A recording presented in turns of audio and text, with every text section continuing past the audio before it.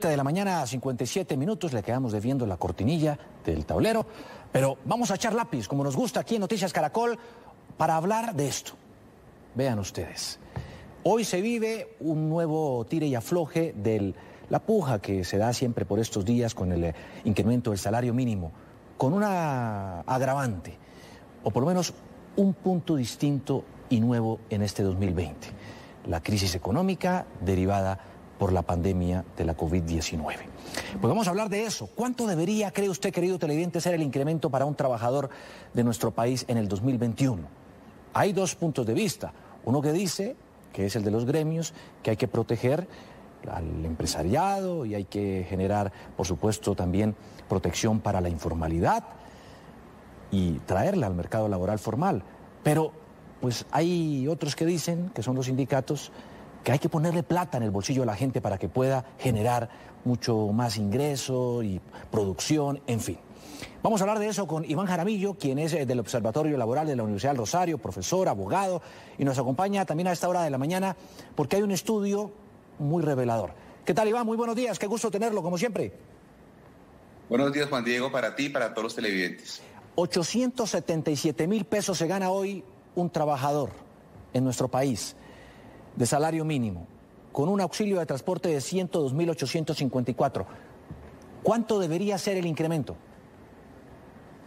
El incremento debería llegar a que cada trabajador reciba 1 millón de pesos para el año 2021 y 120,000 pesos de auxilio de transporte, dada la situación que justamente se advirtió en la introducción de la nota.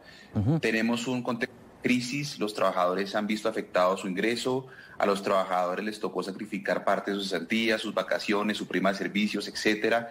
Se les redujo el salario en muchos casos, luego necesitamos que se aumente la capacidad de consumo, que los trabajadores recuperen ese ingreso para que la economía vuelva a reactivarse.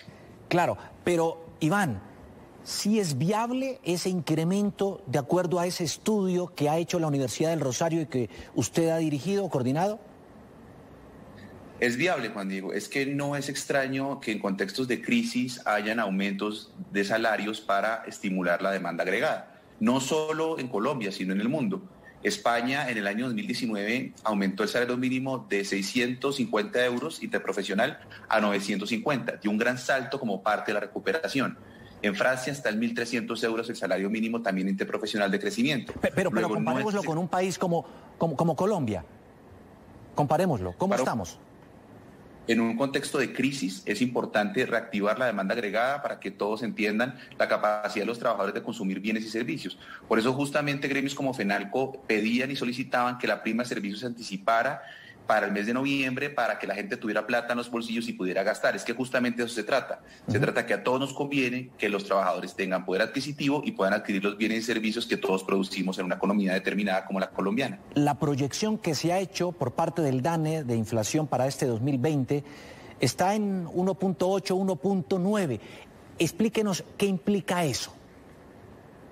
Implica que justamente no ha habido un fenómeno inflacionario, es decir, un fenómeno de pérdida de poder adquisitivo del dinero tan fuerte en el contexto de crisis. Razón de más para estudiar y por lo menos evaluar un incremento suficientemente sólido que permita que los trabajadores mejoren su capacidad de consumo.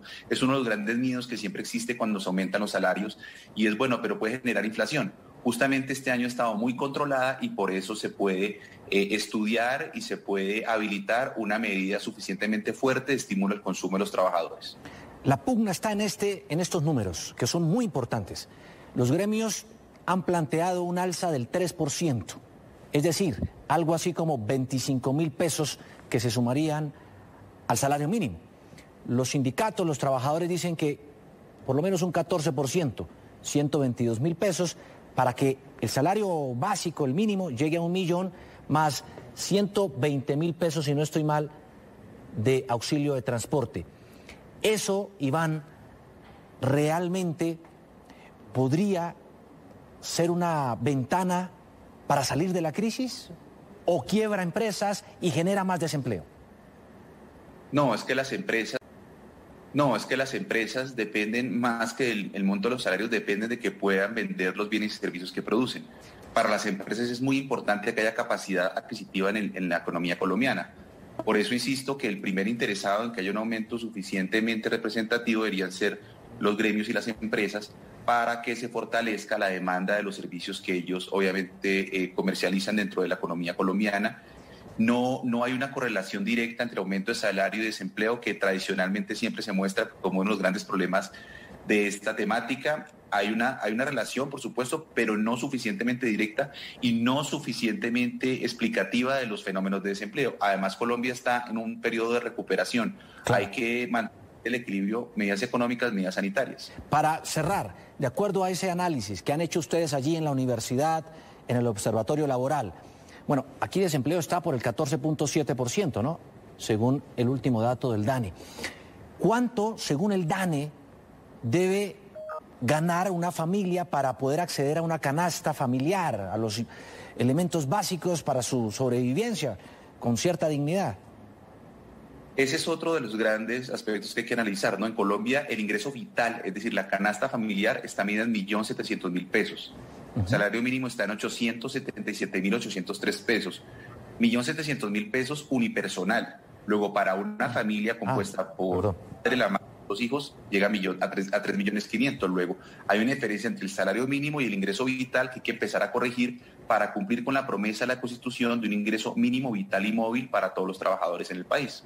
3.5 millones de pesos debería ser el ingreso en familia.